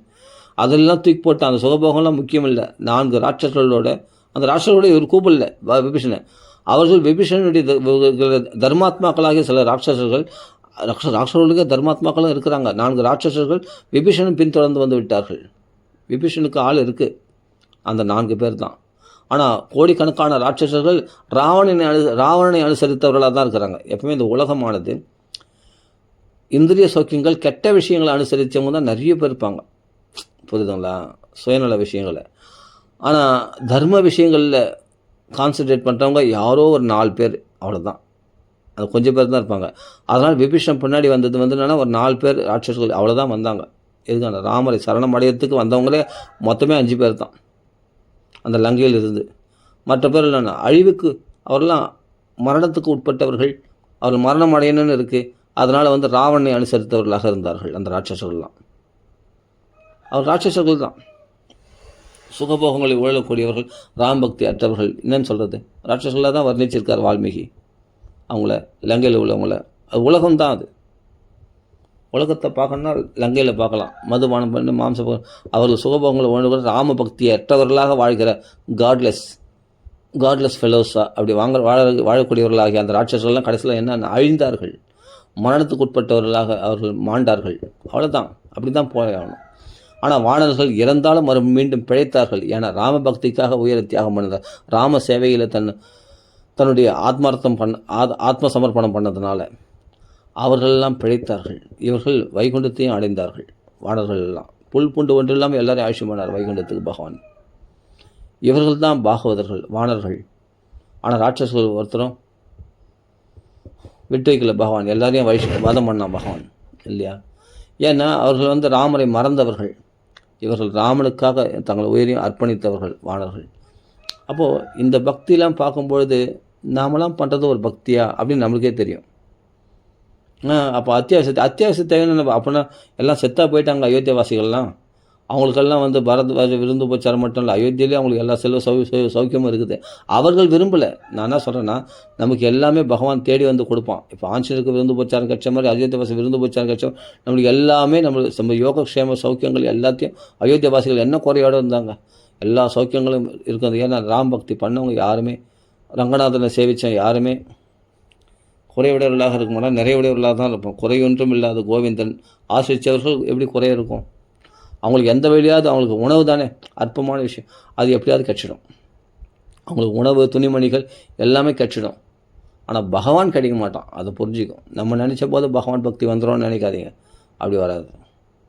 பகவானாக கருணை காட்டி பக்தின்றது ஒரு சாதன சிரமத்தினால் அடையப்படக்கூடிய விஷயம். கட்டுப்பாடு விதிகளால் நாம் இவைகள்லாம் கடைப்பிடிச்சா பக்தி கட்சிடணும். அதெல்லாம் நீங்கள் சாதன சிரமங்களால் விலை கொடுத்து வாங்கிட முடியாது ராம பக்தியை. ராமன் என்னைக்கு கிருபை பண்ணுறானோ அன்றைக்கி உனக்கு பக்தி பீரிட்டு வரும். அப்போ இந்த தர்ம சாஸ்திரமாகிய தர்ம கதைகளாகிய இந்த ராமருடைய சரித்திரத்தை படிக்கும்பொழுது தான் பார்த்தா இந்த பக்தரெல்லாம் இப்படி இருக்காங்களே, இதில் ஏதாவது ஒரு பக்தரை நம்ம பின்பற்றினா ஆஞ்சநேயரையோ பரத சத்ருகனையோ சீதையோ அயோத்தியாவாசிகளையோ நம்ம யாரையாவது பரத்வாஜரோ வசிஷ்டரையோ ஏதாவது ஒரு பக்தியை நம்ம பின்பற்றினா கூட நம்ம ஜென்மா கரையேறிடுமே அப்படின்னு நினைக்கும் போது எவ்வளோ ஆசையாக இருக்கு இல்லையா? சுக்ரீவன் போல் பக்தி பண்ணணும், அங்கதன் போல் பக்தி பண்ணணும் இல்லையா? அப்படி சந்தேகப்பட்டு பக்தி பண்ணால் கூட அந்த சுக்ரீவன் கட்சியில் உத்தம பக்தனாக மாறிட்டான். பாதி கிருஷ்ண காண்டத்து மேலே உத்தம பக்தனாக மாறிட்டான். ராமருக்காக என்ன வேணாலும் செய்வேன் அப்படின்னு துணிஞ்சிட்டான். அந்த விபீஷணன் பாருங்கள், 4 ராட்சர்களோடு வந்தான், சரணாகதி அடைஞ்சான் பகவானத்தில். ஏன்பா உனக்கு என்ன குறைச்சல் உனக்கு லங்கையில்? ராவணை க்ஷேமாக வச்சுருக்கேன், ராவணை அனுசரித்து போக வேண்டியதானே. அங்கே தர்மமே இல்லை, அது அழியக்கூடியது, என்னை இருந்தாலும் அழியக்கூடியது அப்படின்னு தெரிஞ்சு வச்சுருக்காரு விபீஷணன். அதனால் என்னென்னா எஸ்கேப் ஆகிட்டார், அந்த இடத்துல விட்டு போயிச்சிட்டார். அது மாதிரி நாமலாம் இந்த ராட்சச சௌக்கியங்கள் ஆகிய இந்த இந்திரிய சௌக்கியங்கள்லேருந்து நம்ம எஸ்கேப் ஆக பார்க்கணும். விபீஷணன் மாதிரி தப்பிச்சு வர பார்க்கணும். இவர்களோடு சேர்ந்து இந்த ராட்சர் இந்த சுகபோகங்களை உழலக்கூடியவர்களாக ராமபக்தி அற்றவர்களாகிய இந்த உறவினர்களோடு நம்ம சுகபோகங்களை அனுபவிக்கிறத காட்டிலும் இவைகள் விட்டு நம்ம ராமரை தேடி வரணும். அப்போது விபீஷன் அந்த ராட்சஸர்களை விட்டு எப்படி தன் 4 ராட்சஸர்களோட சாதுக்களோட, அவர் ராட்சஸர்கள் இல்லை சாதுக்கள் ஆகிட்டாங்க ராமரை தேடி வரும்போதே. அப்போ விபீஷனும் சாது தான். அப்படிப்பட்ட சாத்விக தன்மையோட சாதுக்களாக அவர்கள் ராமரை வந்து சரணமடைந்தார்களோ அவர்கள் தான் பழிச்சாங்க கட்சியில். மற்ற ராட்சர்கள்லாம் அழிந்தார்கள் ராவணர் லங்கையில். யோசிச்சு பாருங்கள். அப்போது நாமளும் இந்த உலக சௌக்கியங்களில் விரும்புகிறவர்களோடு அவங்களோட சேர்ந்து நம்மளும் இருந்தோம்னா நாமளும் வந்து மரணத்துக்கு உட்பட்டவர்களாக நல்லா சம்பாதிப்போம், சாப்பிடும், தூங்குவோம், கண்டதே காட்சி கொண்டதே கோலம், அப்போ ஒரு நாள் மரணம் அடைஞ்சிடும். இதுவாக நம்ம வாழ்க்கை? இப்படி ஒரு அல்பமாக நம்ம இந்த ஒரு நீர்க்குமிழி போலவா நம்ம வாழ்க்கை வீணாக போயிடணும். புத்புதா இவதோ ஏஷு மஷகா இவ ஜந்துஷு ஜாயந்தே மரணா இவ கதாசிரவண வர்ஜிதா. அப்போ ராம கதையே இல்லாமல் நம்ம பொழுதுபோக்குறது எப்படி இருக்குன்னா, நான் எதுக்காக பிறந்தேன்னா சாகிறதுக்குன்னே பிறந்திருக்கோமா, நல்லா சாப்பிட்டு தூங்கி அனுபவிச்சுட்டு அப்போ ஒரு நாள் செத்து போதும். அதுக்காக நம்ம வாழ்க்கை? ஒரு புத்திசாலி அப்படி யோசிப்பானா? நம்ம ஜென்மாவை மனுஷ ஜென்மாவை கரையத்திக்கல்லவா நம்ம யோசிக்கணும். ராமர் நமக்காக தியாகம் பண்ணிட்டு வைகுண்டத்தை விட்டு வந்து இந்த காடாக நம்மளை தேடி அலையிறாரே. சீதை மட்டும் இல்லை, நம்மளை தேடி அலையிறாரே, நமக்காக அழறாரே, நமக்காக சிரமப்படுறாரே. அந்த ராமனுக்காக நம்ம என்ன தியாகம் பண்ணணும்? அப்படி நமக்காக தியாகம் பண்ணுறேன்னு சொல்லுறதால அப்போ அவர்கள்லாம் ஆஞ்சநேய சுவாமி வானர்கள்லாம் ராமருக்காக தியாகம் பண்ண துணிஞ்சாங்க. அயோத்தியாவாசியெல்லாம் ராமருக்காக. ஏன்னா நம்மளுக்காக ராமர் தியாகம் பண்ணி நமக்கு கஷ்டம் வந்தால் உடனே அவர் தான் அழுவாராம் ராமர். அயோத்தியாவாசிகள் கஷ்டம் வந்தால். அப்போ அயோத்தியாவாசிகள் ஏன் அழக்கூடாது ராமரத்தில்? ஏன்னா நம்ம க்ஷேமத்தை விரும்புகிறாரு. அயோத்தியாவாசிகள் வாக்காலே சொல்கிறாங்க. ரெண்டாவது சர்க்கத்தில் அயோத்தியா காண்டதும் 2வது சர்க்கத்தில் போய் பாருங்கள். எங்கள் வீட்டில் வந்து ஒரு கல்யாண காட்சி நடந்தால், நல்லது நடந்தால் உடனே ரொம்ப சந்தோஷப்படுவார் ராமர். அதை பார்த்து செய்கிறேன். ஏன்னா பணம் குறைவாக இருந்தால் உடனே அந்த பணம் கொடுத்து ஹெல்ப் பண்ணி அந்த கல்யாணத்தை நடத்தி வைப்பார் ராமர். அந்த குடும்பத்தில் ஒருத்தராக இருந்து அந்த அயோத்தியாவாசிகள் அப்படி பண்ணியிருக்காராம். மக்களுக்கெல்லாம் அப்படி க்ஷேமத்தை பண்ணியிருக்காரா ராமர். ராமர் ராஜாவாக இருக்க மாட்டாராம், மக்களோட மக்களாக இருந்து அவருக்கு அண்ணன் தம்பி மாதிரி பழகுவாராம் ராமர். இதெல்லாம் மக்கள் சொல்கிறாங்க பாருங்கள் 2வது சர்க்கத்தில் அயோத்தியா காண்டத்தில். அப்போது மழை பெய்ய மேகத்தை பார்த்தா எப்படி மயில்கள்லாம் குதுகலிக்குமோ அதுபோல் தசரதர் சொன்ன ராமருக்கு பட்டாபிஷேகம் செய்ய போகிறேன் அப்படின்னு சொன்ன உடனே அவ்வளோ குதுகலிக்கிறார்கள் அயோத்தியாவாசிகள். ஏன்னா அவ்வளோ பிரியமுள்ளவர் ராமர், அவ்வளோ பிரியத்தை செய்யக்கூடியவர், ஒரு குறையும் இல்லாமல் நம்மளை வாழ வைக்கக்கூடியவர். அப்படியேப்பட்ட ராமராஜ்யம் அல்லவா வர வேண்டும் அப்படின்னு ஆசைப்பட்டாங்களாம் மக்கள்லாம், அயோத்தியாவாசிகள்லாம். ராமராஜ்யத்துக்கு ஆசைப்பட்டோம். ராமராஜ்யத்துக்கு தான் நாமளும் ஆசைப்படணும். நம்ம மனசால் நமக்குள்ளே ராமராஜ்யம் வரணும். அப்போ தான் தர்மங்களில் புத்தி போவோம், இல்லை அதர்மங்கள்லேயே புத்தி போவோம். நமக்கு இந்திரிய சௌக்கியங்கள்லேயே புத்தி போவோம். புலனின்பங்களை அனுபவிக்கணுன்ற எண்ணமே உண்டாகும். ராம சௌக்கியத்தை அனுபவிக்கணும், ராம பக்தியில் கலைக்கணுன்ற புத்தி உண்டாகணும்னா அந்த அயோத்தியாவாசிகளை அனுசரிக்கிறவர்களாக நம்ம இருக்கணும். ராம ராஜ்யம் நமக்குள்ளே வரணும் நம்ம மனசில் அப்படின்னு நினைக்கணும். புரியுதுங்களா? அதனால் அனவரதம் ராமநாமத்தை ஜெபிப்போம், ராம கதைகளை பேசுவோம். மற்றதெல்லாம் உங்களுக்கு தேடி வரும். எல்லா சுகபங்களும், சாப்பாட்டுக்கு என்ன பண்ணுறது அதை பற்றி கவலைப்படாதீங்க. பறவைகள் விலங்குகளுக்கு ஒரு இடத்த விட்டு நவர சக்தி இல்லாத ஒரு ஸ்தாவரங்களுக்காகிய மரம் செடி கொடிகளாகி அவரெல்லாம் ஒரு இடத்த விட்டு இடத்துல நவரக்கூடிய அதெல்லாம் உணவு தேடி வெளியே போகாது. ஆனால் அவைகள் இருந்த இடத்துலையே அவர்களுக்கும் பகவான் உணவு கொடுத்து காட்டில் இவ்வளோ பெரிய பெரிய வானலாவிய உயர்ந்த மரங்கள்லாம் வளர்ந்துருக்குன்னா ஆயிரக்கணக்கான வருஷங்கள்லாம் வாழக்கூடிய மரங்களுக்கெல்லாம் யார் உணவளிக்கிறது? அவைகள் போய் உணவு தேடி போலியே அந்த மரங்கள்லாம் அந்த வேர்பிடிப்பில் பூமியில் ஊன்றிருக்கு. அவைகளுக்கெல்லாம் யார் உணவு தேடி கொடுக்குறோம்? பகவான் தேடி போய் கொடுக்குறான் இல்லையா? அந்த பறவைகள்லாம் பட்சிகள்லாம் மிருகங்கள்லாம் யார் நீயா உணவு கொடுக்குற? மனுஷனாக உணவு கொடுக்குறான்? அவைகளுக்கெல்லாம் பகவான் உணவு கொடுத்துருக்கும் போது உன் ஒருவனுக்கு மட்டும், அதுவும் ராமநாமம் சொல்கிற, அதுவும் ராமபக்தி பண்ணுற உன்னை மட்டும் பகவான் பட்டினி போட்டுருவானா? உன்னை மட்டும் பகவான் பிச்சைக்காரனா ஆக்கி விட்டுருவானா? உலகம் நிந்திக்கும்படி செய்வானா? இந்த உலகத்தில் உன்னை மட்டும் ஒதுக்கிடுவானா? அப்படி கிடையாது. பகவான் உன்னை தான் பார்த்து ரக்ஷிதா ஜீவலோகசிய, உலகத்தெல்லாம் காப்பாற்றுறான் அந்த பகவான். ரக்ஷிதா ஸ்வஜனசிய, தன் பக்தரில் ரட்சிக்காமல் விட்டுருவானா? தன் பக்தரில் ரட்சிக்கக்கூடியவன் அல்லவா? தன் பக்தரில் பார்த்து செய்வான் இல்லையா? உலகத்துக்கே அப்படி செய்யும்போது தன்னை நம்பாத, அதே சமயத்தில் இறைவனை வணங்காத அப்படிப்பட்ட உலக மக்களுக்கே பொதுவாக செய்யும்பொழுது பகவான் எல்லாருக்கும் வசதி கொடுக்கும்போது தன் பக்தர்கள் அப்போ பார்த்து செய்ய மாட்டானா? அப்போ எவ்வளோ அக்கறையாக பகவான் செய்வான் ராமச்சந்திரமூர்த்தி. நமக்கு ஏன் அந்த சிந்தனை இல்லை? யோசிச்சு பாருங்கள். கொஞ்சம் விழிப்புணர்வு அடையுங்க இந்த விஷயத்தில். ராமபக்திக்காக ராமருக்கு நமக்காக அழறானே பகவான். நமக்காக காடு இந்த சம்சார காட்டில் நம்மளை தேடி அலைகிறானே பகவான். அந்த ராமனுக்காக நம்ம என்ன தியாகம் பண்ண போகிறோம்? யோசிச்சு பாருங்க. அந்த ராமன் அல்லவா முக்கியம்? அந்த ராம நாமம் அல்லவா முக்கியம்? ராம பக்தி அல்லவா முக்கியம்? அப்படி தானே ரிஷிகள்லாம் வாழ்ந்தாங்க. தங்கள் உயிரே போனாலும் அர்ப்பணித்தாலும் ராமர் நாமத்தோடு போகட்டும், நாங்கள் தபசை எடுக்க மாட்டோம், நாங்கள் கோவப்பட மாட்டோம். ஏன்னா ராமருக்கு பிடிக்காது அது கோவப்பட்டா. நாமளே வழிக்கு பழி வாங்கியிருந்தா அப்போ ராமர் வருவார், ராமர் ராட்சரில் வதம் பண்ண போகிறாரு தெரிஞ்சு வச்சிருந்த ரிஷிகள்லாம் ராட்சலால் பட்சிக்கப்பட்டாலும் பரவாயில்ல, ஆனால் அந்த ராட்சல் அழிய போகிறாங்க ராமரால். ஆனால் நம்ம தபஸை இழந்துக்கூடாது. நம்ம ராமநாமம் சொல்லி தபஸை சம்பாதிச்சிருக்கோம், அதனால் நம்ம தபஸை இழக்கக்கூடாது அப்படின்னு தானே சுதீக்ஷ்ணர், சரபங்கர் போன்றவர்கள்லாம் இருந்திருக்காங்க. யோசிச்சு பாருங்கள். ராமநாமத்தை அகஸ்தியர்லாம் இருந்திருக்காங்க ராமநாமத்தை ஜெபிச்சுட்டு. ஆனால் அந்த ராமநாமம் இருக்கிற இடத்துல இவரெல்லாம் ஒன்றும் பண்ண முடியாது. வேறு தியானம் அது பண்ணுறேன் இது பண்ண தவம் பண்ணுறேன் யோகம் பண்ணுறேன்னு சொன்னால் அவர்களையெல்லாம் பட்சித்து விட்டார்கள். ஆனால் அது இந்த ராட்சசர்கள். ஆனால் ராமநாமம் சொல்லி ராம வரவை எதிர்பார்த்து கொண்டிருந்த சரபங்கர், சுதீக்ஷ்ணர், அகஸ்தியர் போன்றவர்களையெல்லாம் ராட்சசர்களால் கிட்ட கூட நெருங்க முடியாது. ஏன்னா ரக்ஷோக்ன மந்திரம் ஆகிய ராமநாமமானது ரக்ஷோக்ன மந்திரம், நம்ம ரட்சிக்கக்கூடிய மந்திரம் அது. அவைகளை ஜெபிக்கிறவங்கள ராட்சசர்கள் கிட்ட கூட நெருங்க முடியாது. அதனால தான் இந்த சரபங்க, திரேஸ்வரர், அத்ரி மகரிஷி, அனுசூயை இது மாதிரி ரிஷிகள் எல்லாம் ராட்சசர்கள் கிட்ட கூட நெருங்க முடியல. ஆனால் ராமநாமத்தை சொல்லி கொண்டிருப்பவர்கள் இவரெல்லாம் யார் நான் தலைகீழ நின்று தவம் பண்ணுறேன், யோகம் பண்ணுறேன், நான் வேதாத்தியனம் பண்ணுறேன், அவங்களெல்லாம் அது மாதிரி ரிஷிகளை தான் ராட்சசர்கள்லாம் பட்சித்து விட்டார்கள். ஆனால் ராமநாமத்தை ஜெபித்து கொண்டு ராம வரவை எதிர்பார்த்து கொண்டு ராமபக்தி செய்து கொண்டிருக்கிற அவர்களே ஒருத்தர் கூட தெரியல. ஆனால் அவர்களும் சாதுக்கள் தானே, தவம் பண்ணுறவங்க யோகம் பண்ணுறவங்களாம். ஆமாம், அதுக்காக தான் அவர்களை பட்சித்து விட்டார்கள். அவர்கள் எலும்புகள் தான் குவிக்கப்பட்டிருக்கிறது. ஆனால் அவர்கள் தபசக்தி இழக்காமல் இருந்தார்கள். சபிக்கலை ராட்சசர்களை. அதே சமயம் பகவத் பக்தியில் பண்ணிட்டு இருக்கிற எல்லாமே பகவத் பக்தர்கள் தான், தண்டகார ரிஷிகள்லாம். ஆனால் பல சாதனைகளை கடைபிடித்தவர்கள் அப்படின்னு காண்பிக்கிறாரு வால்மீகி. வேதாத்தியனம் பண்ணவங்க சில பேர் என்னென்னா தலைகீழ நின்று மரத்தில் தொங்கின்னு தவம் பண்ணுறவங்களும் இருக்காங்களாம், பஞ்சாக்னி மத்தியில் தவம் பண்ணுறவங்களும் இருக்காங்களாம், பலவிதமான வேதாத்தியனம் பண்ணுறவங்க இருக்காங்க. இப்படி மந்திரங்களை உருவத்தின்னு ஜபித்து கொண்டிருப்பவர்கள் இருக்காங்க சில பேர், பல விதமான மந்திரங்களை. ஆனால் ராமநாமத்தை சொல்லி கொண்டிருக்கிற சரபங்கர்லாம் மோட்சம் அடை ராம சன்னிதானத்திலே பிரம்மலோகத்துக்கே கூப்பிட்டா கூட போகலையாம். யார்? இந்திரன் இந்திரலோகத்து வா, பிரம்மலோகத்து வான்னு கூப்பிட்டா கூட போக மாட்டாராம். ராம பக்தியில் அப்படி தெளிச்சவரான் சரபங்க மகரிஷி. அப்படிப்பட்ட சுதீக்ஷ்ணர் அவர்லாம். அதே சமயத்தில் அகஸ்தியருடைய சகோதரர் ஒருத்தர் இருந்தார். அவர் தான் ராமலக்ஷ்மணர் அகஸ்தியர் இடத்துல அழைச்சிட்டு போகிறார். அப்படிப்பட்ட அகஸ்தியர் அப்போ தான் என் இஷ்ட தெய்வம் வந்திருக்கு அப்படின்னு போய் ராமரை வரவேற்கிறார், பூஜை பண்ணுறார். அவருக்கு ராமருக்கு அதிதி உபச்சாரம் பண்ணுறார். யார்? அகஸ்தியர். ஏன்னா அவருக்கு தான் அந்த பிரம்மாஸ்திரம் இருக்குது. அதே சமயத்தில் சாரங்க தனுசு இருக்குது, விஷ்ணுடைய தனுசு இருக்குது. அங்கே வாங்கி அதை பெற்றுக்கொண்டு அக்ஷய துணிரம் ஆகிய 2 அக்ஷய துணினா எடுக்க குறையாத அம்பாறைகள் 2 அவைகளையும் அங்கே பெற்றுக்கொண்டு அகஸ்தியர் இடத்துல வாங்கி கொண்டு தான் ஜனஸ்தானத்தை ஹதஸ்தானமாகி கரதோஷணத்திலே சில வதம் பண்ணி 16 ராட்சசங்களை வதம் பண்ணுறார் ராமச்சந்திரமூர்த்தி.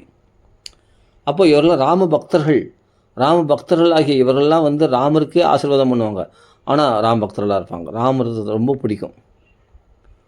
அப்போது அகஸ்தியர் போன்றவர்கள்லாம் அவர் தான் ஆதித்ய ஹிருதயம் கடைசியில் வந்து சொல்கிறார் ராவண வதத்து போது யுத்த காலத்தில். அப்படிப்பட்ட அகஸ்தியர்லாம் ராம நாமத்தினுடைய பெருமையை அப்படி தெரிஞ்சு வச்சுருக்கார். அவர் தான் நாம மகாத்மியத்தை அஜாமல பாக்கியத்தை சொன்னதே பாகவதத்தில் பார்த்தா, யாருக்கு? சுகாச்சாரியருக்கு. ஆனால் ராமநாம மகிமை என்னன்னு தெரியும், ராமருடைய பெருமை என்னன்னு தெரியும் அகஸ்தியருக்கு. அதனால தான் புரிஞ்சுக்கணும். அப்படிப்பட்ட ராம பக்தர்களில் கெட்ட கூட இருக்காது, ராமநாமம் சொல்கிறவங்களுக்கு கெட்ட கூட இருக்காது. சபரியை எந்த ராட்சஸ்னால வதம் பண்ணானா, ஏன்னா அவர் ராமநாமத்தை ஜபிச்சுட்டு இருக்கா. ஆனால் மற்ற சாதனைகளை செய்யக்கூடியவர்களாகிய மற்ற ரிஷிகளை தான், அவர்களும் சாதுக்கள் தான், ராமரை அண்டினவர்கள் தான். ஆனால் அவர்கள் வேறு சாதனைகள் ஈடுபட்டு கொண்டிருந்தவர். அப்படிப்பட்டவர்கள் தான் ராட்சர்கள் கிட்ட நெருங்க முடியுமே தவிர ராமநாமம் சொல்கிறவங்கள கிட்ட நெருங்க முடியாதுன்னு நான் சொல்ல, பாகவதத்திலே சொல்லியிருக்கு. அது ரக்ஷோக்ன மந்திரம், ரக்ஷகமாக மந்திரமாகிய ராமநாமத்தை சொல்கிற இடத்துல பகவன் நாம விஷ்ணு நாம பீரவகம், விஷ்ணு நாமத்தை கண்டாலே பீதி பயந்து நடுங்கிடுமா. இது டாகனிகள், பூதங்கள், பிரேத, பிசாசங்கள் எவைகளும் ராட்சசர்கள், அசுரர்கள் எல்லாம் கிட்ட கூட வரமாட்டாங்களாம் பகவன் நாம சொல்கிறவங்கள. புரியுதுங்களா? வேறு சாதனைகள் பண்ணி கொண்டிருந்த ரிஷிகளைத்தான் ராட்சசர்கள் பட்சித்து விட்டார்கள். தண்டகாரண்யத்தில் பார்த்தா, தண்டகாரண்யத்தில் ராமபக்தர்களை ஒருத்தரோடு கிட்ட கை வைக்கல. அதே இடத்துல தானே சரபங்கர் வாசம் பண்ணுறார், சுதீக்ஷ்ண வாசம் பண்ணுறார். அதே சமயத்தில் அத்திரி மகரிஷி, அனுசூய, அகஸ்தியர், இதுபோல் நிறைய ரிஷிகள்லாம் வாசம் பண்ணுறாங்க. அவங்களெல்லாம் ஒன்றும் பண்ணலையே. அப்படின்னா ராம பக்தர்கள் ராமநாமத்தை சொல்லி கொண்டிருப்பவர்களுக்கு ஒரு தீங்கும் வராது. அந்த ரக்ஷோக்ன மந்திரமாகிய ராமநாமம் அவர்களை காப்பாற்றி கொண்டு இருக்கிறது.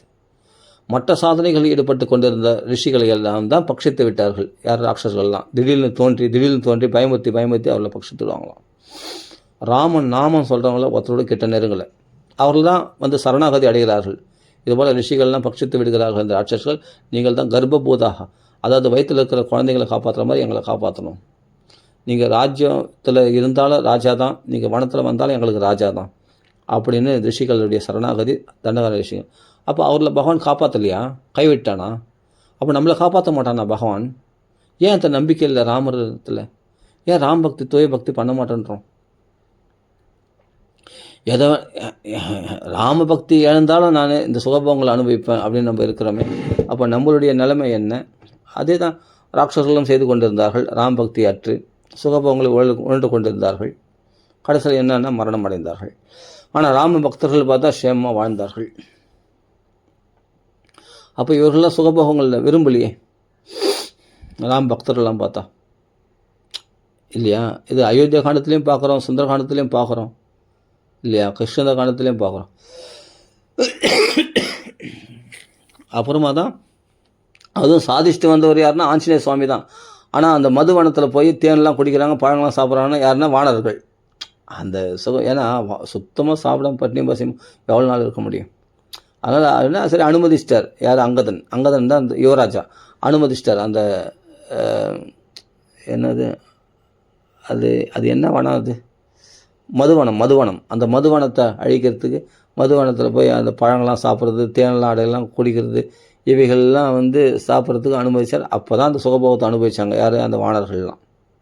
அவ்வளோதான். அதுவும் மறுபடியும் ராம் பக்திக்கு, ராமருக்காக யுத்தம் செய்யறதுக்கு கிளம்பிட்டாங்க இதே வானர்கள். ஏன்னா அந்த ட்ரீட் வச்சார் யார்? அங்கதன். காரியத்தை சாதிச்சு வந்தார். சாதிச்சு வந்த ஆஞ்சநேயர்னா ஒன்று கூட சாப்பிடல. அந்த தேனடிக பழங்களும் எதுவுமே அனுபவிக்கலை ஆஞ்சநேய சுவாமி. அங்கதான் அனுபவிக்கலை. ஆனால் வானர்கள் தான் அனுபவித்தாங்க. சரி இப்போ சாப்பிட்டோம். ஏன்னா நம்மளுக்காக உழைச்சாங்க, ராம பக்திக்காக பின்னாடி ஓடியாந்தாங்க அந்த தெற்கு திக்கில் தேடிண்டு, இல்லையா? யோசிச்சு பாருங்கள். ராம பக்தி தேடி இருப்போன்னா ராம நாமத்தை பிரச்சாரம் பண்ணாங்க. ராம கதைகளை ஒவ்வொரு இடத்துல போய் விசாரிக்கிறாங்க. இதுபோல் வந்து தசரதனுடைய புத்திரர் ஆகிய ராமச்சந்திரமூர்த்தி காட்டுக்கு வந்தார். 2 வரங்களால் கையால் கேட்ட வரங்களால் தசரதரால் அனுப்பப்பட்டு காட்டுக்கு வந்தார். சீதையோடு வந்தார். அப்போ ராவணனால் அபகரிக்கப்பட்ட சீதை நீங்கள் எங்கேயாவது பார்த்தீங்களா அப்படின்ட்டு ஒவ்வொரு இடத்துல போய் விசாரிப்பாங்க. அப்போனா ராம கதைகளை பிரச்சாரம் செய்து கொண்டு சஞ்சரித்தார்கள். 4 திக்குகளில் வானர்கள் பார்த்தா. அதில் தெற்கு திக்கு போனவர்கள் தான் லங்கையில், அதை லங்கா நகரத்தை நோக்கி போனாங்க. அவங்க தான் கடற்கரையை நோக்கி போனாங்க.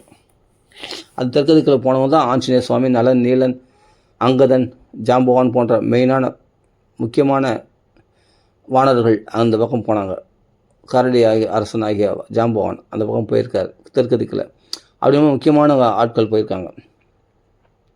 அப்போ 4 திக்கள்லையும் போய் வானர்கள் என்ன விசாரிப்பாங்க?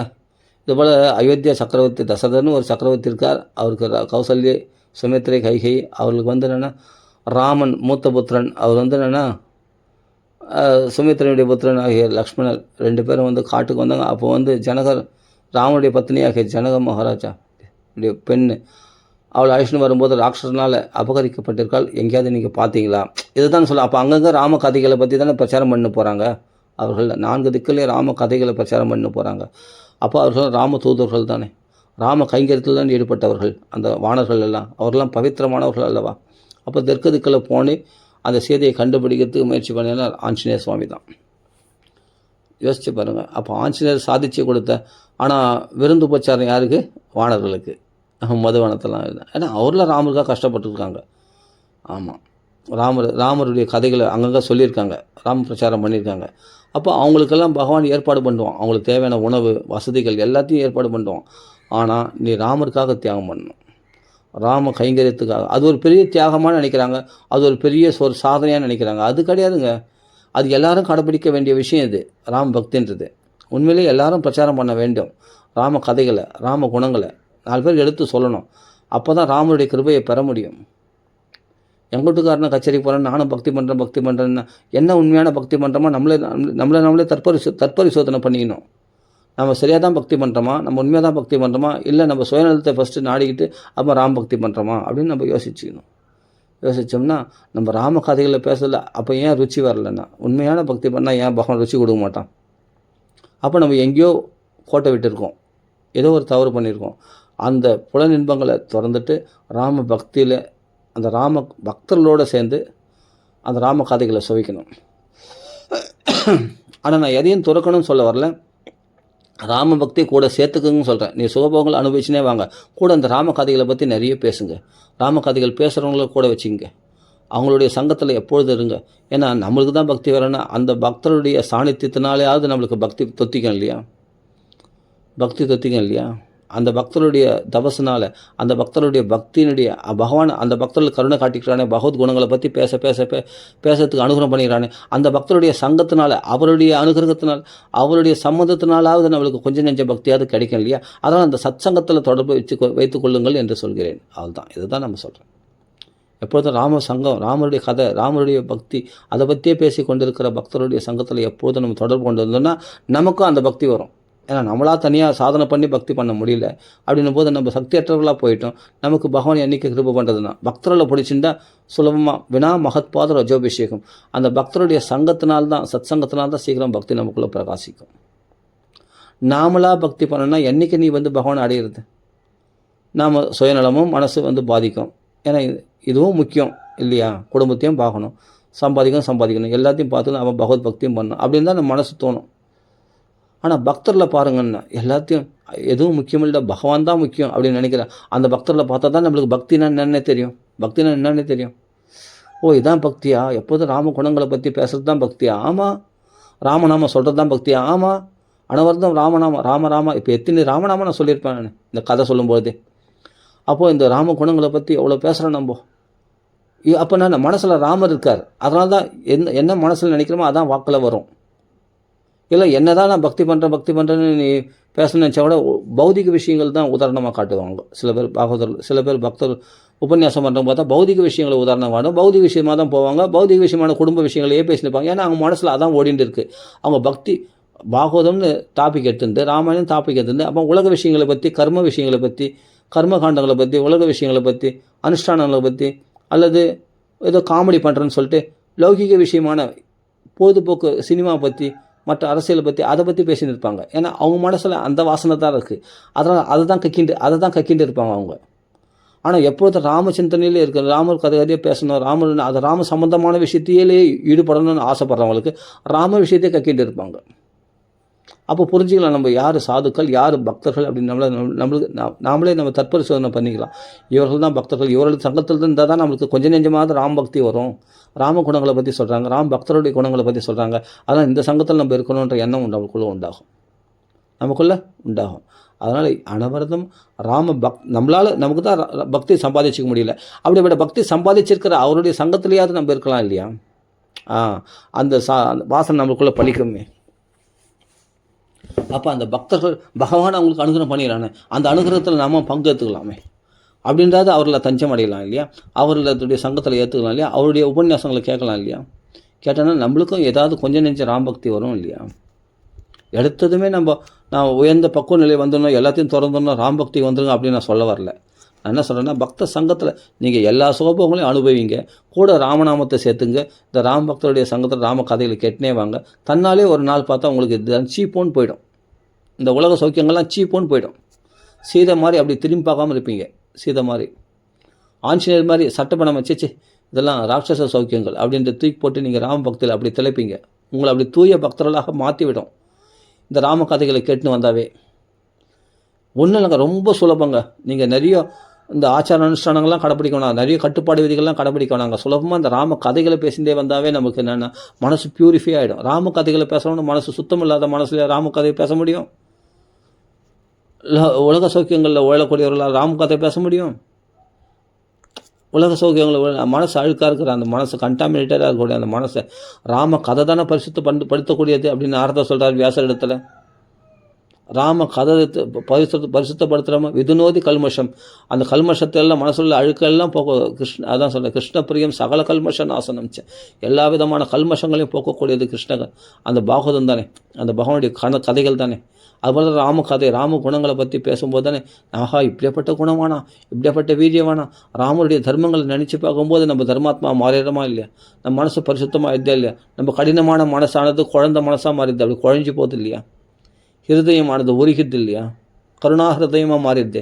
அதனால் ராமருடைய கருணையை பார்க்கும்பொழுது, ராமரிடத்தில் பக்தர்கள் வச்ச கருணையை பார்க்கும்பொழுது, அவருடைய பக்தியை பார்க்கும்போது நம்ம கல்லான மனசும் கரைஞ்சி போதே. ராம குணங்களை தியானம் பண்ணும்போது எப்படி அந்த செய்திக்காக புலம்புறாரு, அந்த செய்தி எப்படி புலம்புறாரு ராமருக்காக. ஆஹா நாமளும் அந்த ராமருக்காக அப்படி புலம்பணும் இல்லையா, எல்லாரையும் அன்பாக நேசிக்கணும் இல்லையா, யாரையும் ஸ்நேகம் பண்ணிக்கணும், யாரையும் விரோதிச்சிக்க கூடாது அப்படின்னு சொல்லி ஒரு வானரனை கூட ஸ்நேகம் பண்ணியிருக்காரு ஆஞ்சநேய சுவாமி, இது ராமச்சந்திரமூர்த்தி இல்லையா. ஒரு வானரனை கூட ஸ்நேகிச்சுக்கிறார் இல்லையா சுக்ரீவனை போய். ஒரு ராட்சசனாகிய விபீஷணனை கூட வாப்பா அப்படின்னு சொல்லிட்டு அரவணைக்கிறார் இல்லையா. அந்த ராட்சசன்னு நினைக்காம அவனையும் ஏற்றுக்கிறார் இல்லையா.